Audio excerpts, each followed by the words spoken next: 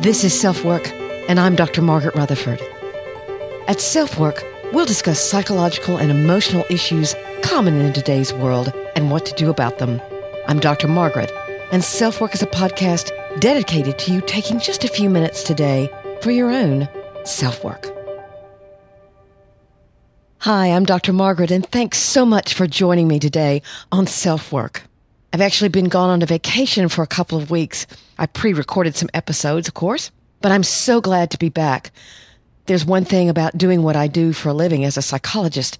It really feeds me, and so I'm glad to be back here on SelfWork. I'm actually going to start seeing patients today, too, so I'm glad to do that. It's nice to love what you do. Before we get started, I want to thank those of you who've left me a review or a rating on iTunes. You can't know how much that helps. Sarah, 3 boys, and I don't quite know how to say this, Devisboard. Your reviews help me understand what you like about the podcast, what means something to you, and what I can improve on. So thank you so much. For those of you perhaps new to the program, I'm a psychologist in Fayetteville, Arkansas. I started podcasting almost a year ago, which I can't really believe. Well, I'll have to celebrate my anniversary pretty soon. And I wanted to extend the walls of my practice to people who might never have talked to a psychologist before, might not know what it would be like to listen in on a session or be involved in therapy. And so SelfWork was born. Today we're going to be talking about falling back in love. I wrote about this topic for the Huffington Post a couple of years ago, and it steadily brings in referrals for me. So people are very interested in what happens in a relationship that keeps it vital. And if you're in trouble, what do you do to try to change it? How do you prevent yourself from hearing those dreaded words, I love you, but I'm not in love with you anymore? I want to stress, this is a job for 2 people. You can work really hard in a relationship, but if your partner's not working hard too, or at least not paying attention to the relationship, then falling out of love is easier than you think. I'm going to talk about a question that I like to ask couples in my practice that I hope is helpful. And then I'm going to go on and talk about 10 things to consider that might be reasons why you're not in love and that you can find your way back. And then, as in every episode, we're going to have an email from a listener. This was written by a young woman who had researched what was wrong with her and believed that she had what's termed a personality disorder, but she couldn't get anyone to diagnose her with it. So what do you do when you believe you know something is wrong, but you can't get a mental health practitioner or a psychiatrist to diagnose you? Is that dangerous or is it not? So we'll jump right in to talk about falling back in love.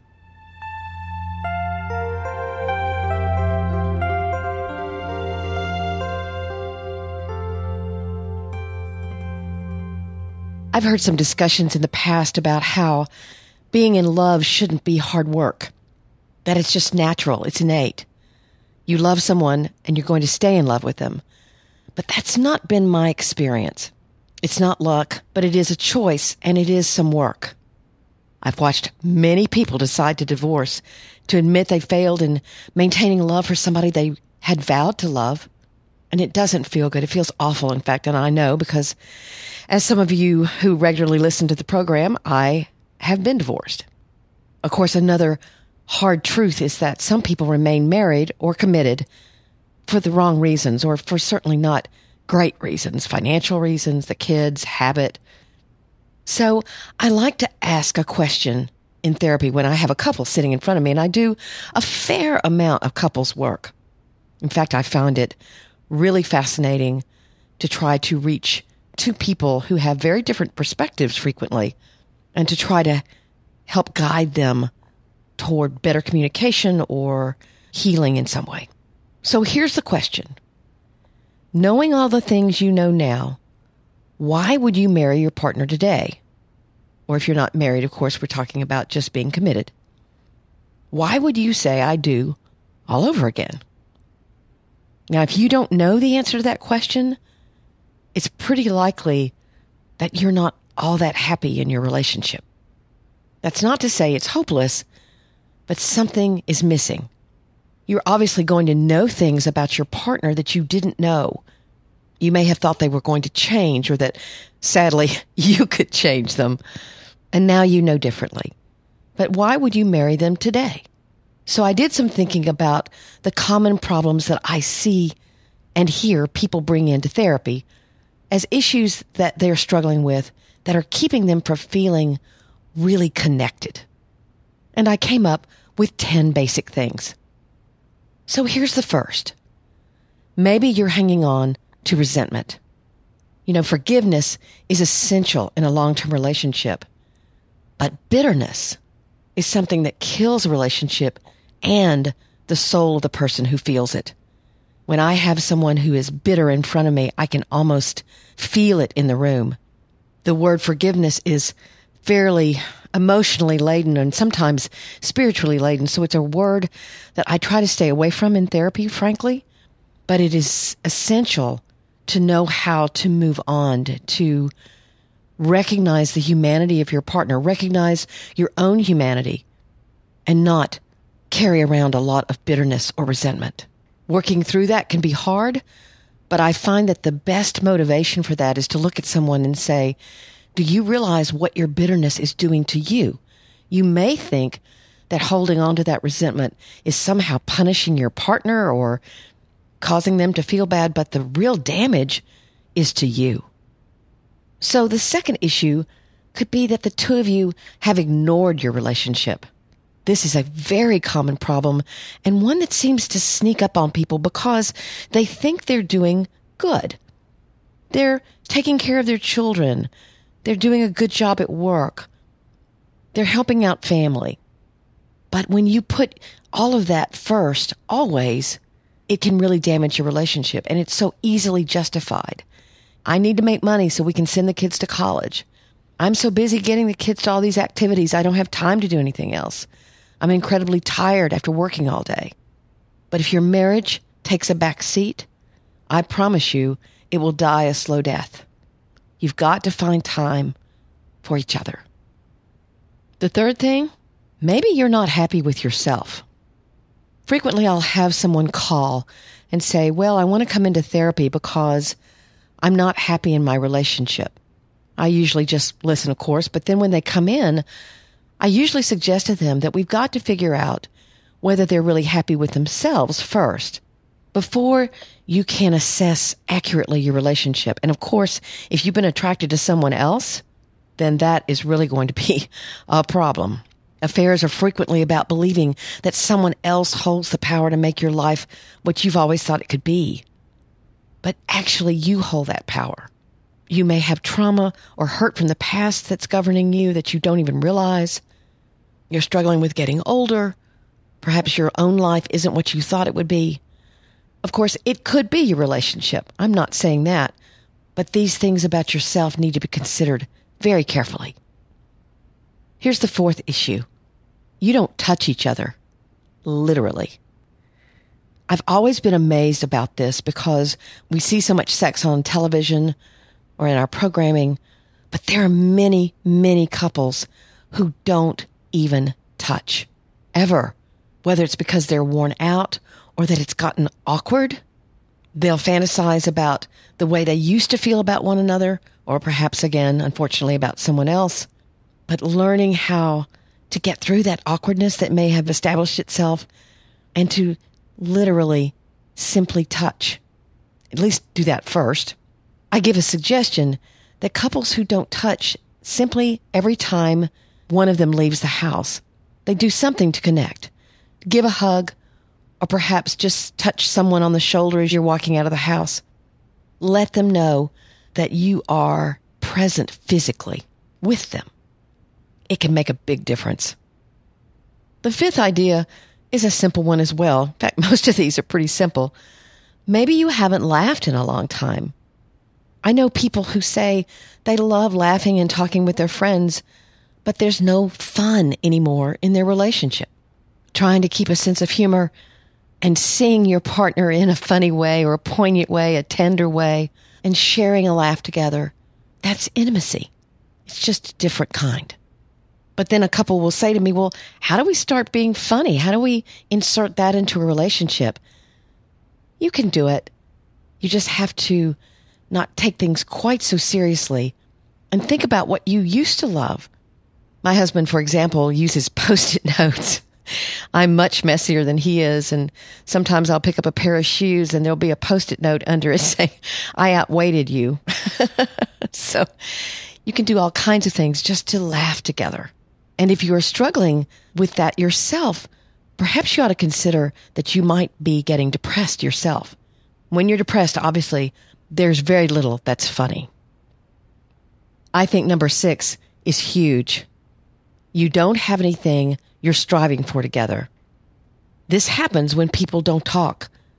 They don't realize the importance of having a common goal.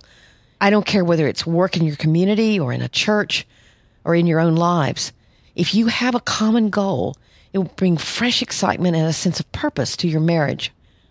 What are the two of you about? What do you care about together? These are important questions to answer. And so frequently, we only have our children to form that bond. Oh, well, we're raising the kids together. But what happens when the kids leave? Which is their job to do. So sitting down and talking about, do we want to plant a garden? Do we want to get involved in a nonprofit group in the community? What do we want to spend our time together doing and working toward? Here's number 7. You've not accepted the loss nor appreciated the gain. If you've been together for a while, in all likelihood, you've had experiences that have de-romanticized your partner. You've seen them really sick, pouting, irritable. They've hurt you, disappointed you, and you have done the same with them. They've lost whatever rock star quality they had at the beginning, for sure. That means you've been through life together. But what can exist instead when you've been through all those years? There can exist a depth of feeling and experience that's really irreplaceable, and it's to be treasured. And perhaps you're one of those people who focus on what was instead of what is. It can't be new again. You have to, in some ways, grieve that you'll never feel that rush of what I call lust love. It's exciting. It was great. It had its place in your life. But now there's a different kind of love, a deeper kind of understanding. All of that can be accepted and appreciated. Here's one that may surprise you. You don't care enough to get mad. Apathy has set in. I talk a lot with my couples about anger being about identity. We so associate anger with violence, but it's really about identity. And if you don't fight with your partner about anything, you're not being present in the relationship.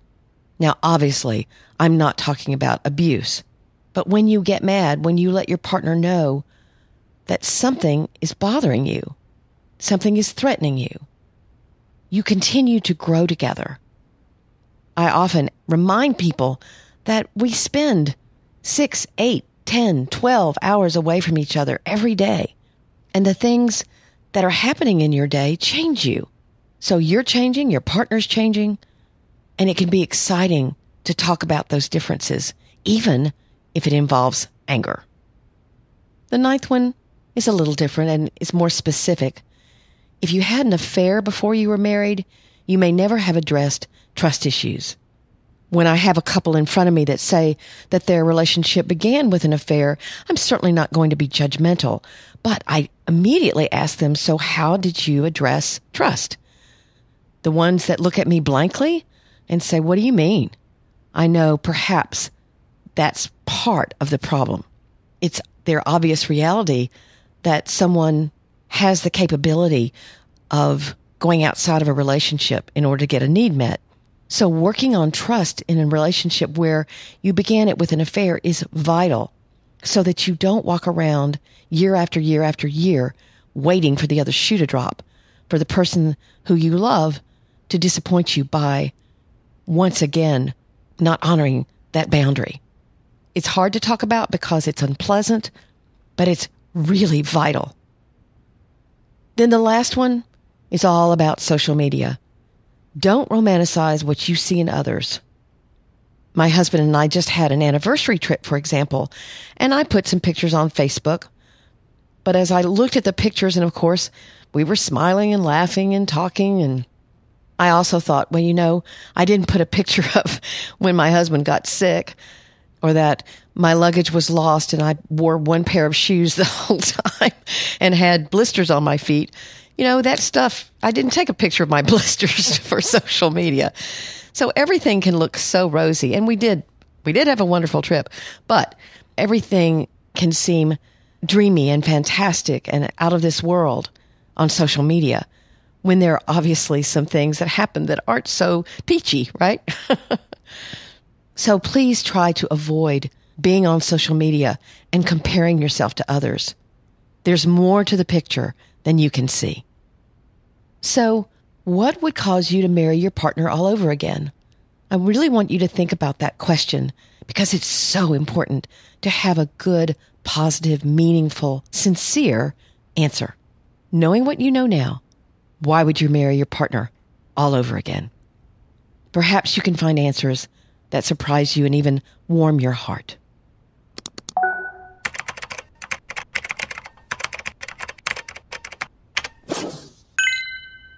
The email from a listener today, and I need to find a phrase to say this. If any of you can think of a fun thing to say about an email from a listener, let me know. Write me at askdrmargaret at drmargaretrutherford.com. But here's her question. Hello, I'm a 17-year-old from Spain. I have self-harmed for 5 years and have always had suicidal thoughts. Last year, I looked up what was wrong with me. I read everything I found with the word self-harm. I think I have borderline personality disorder, but after several psychologists and psychiatrists, no one wants to diagnose me with anything. They say they treat symptoms, but I want to know what's wrong. They say I'm like my own mother because I'm very mature and I've done parents' work. But my parents didn't even know I self-harmed until I told them, although it was very obvious. I also suffer from anxiety and an eating disorder. I don't usually trust therapists, and I don't know what to do next. My last therapist made my parents take my phone away for no reason and without telling me. I never went back. Please, I'd love to know your opinion. This young woman at a very young age is obviously having some very serious symptoms. What people often mean by self-harm is cutting. And cutting has become something that some adolescents do for attention or because other adolescents are doing it. But it is a frequent problem with certain kinds of depression and borderline personality disorder, as she indicates. One of the things that people tell me who have self-harmed is that the pain inside is so great that it feels like a relief to almost make that pain tangible. It is a distraction from what's going on inside. So that's one of the reasons why I chose this email, because I've not talked about self-mutilation or self-harm as of yet on SelfWork. Stopping the behavior is really important in order to find out what's going on the inside that's so harmful. Here's my actual answer to her email.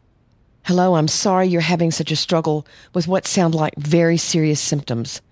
One of the reasons the medical professions involved won't diagnose you is that diagnoses such as borderline personality disorder are adult diagnoses, most often not given to children.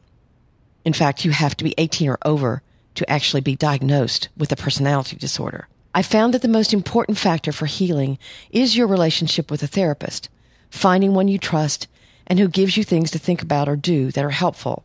I'm not familiar with the mental health system in Spain, however. I can hear your frustration and that you've tried several clinicians.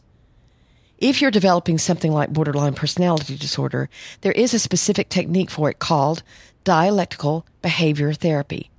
And there are workbooks that you can buy. And so I give her the link. And that will also be in your show notes. But I continue. You wouldn't have written me if you weren't still fighting for yourself. Hopefully with the right medications and the right therapist. You can get better. Good luck to you. Dr. Margaret. And she wrote me back. Thank you so much.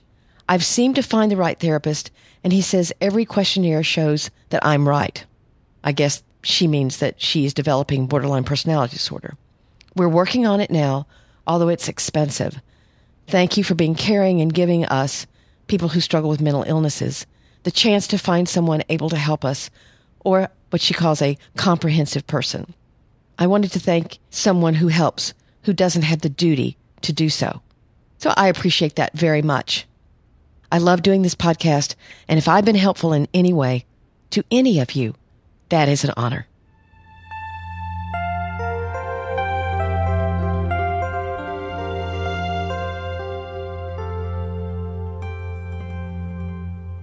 I hope you'll reach out to me.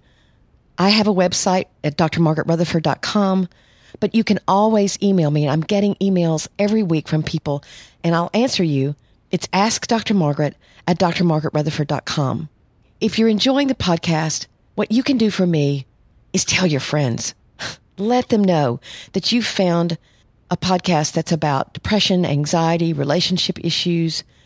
Of course, as I said earlier, you can leave a rating or review on iTunes, Stitcher, SoundCloud, wherever you listen, and that would be so tremendous. I'd really appreciate it. I wanted to mention my gift book that's available on Amazon, Marriage is Not for Chickens. It's a little gift book, kind of down-to-earth, no holds barred look at marriage. I think it's a wonderful present to give someone you love, maybe to help you fall back in love. And right now, if you'll go to my Facebook page or my website, drmargaretrutherford.com, I've got a sale going on. I've been married for 27 years, and you can get 27% off until about October the 12th. I think it was for 27 days. But you have to go to my website and check out this particular code that you can use to get that 27% off. Regularly, it's $9.95, so that makes it very affordable. Thank you for listening. Take very good care. I'm Dr. Margaret, and you've been listening to SelfWork.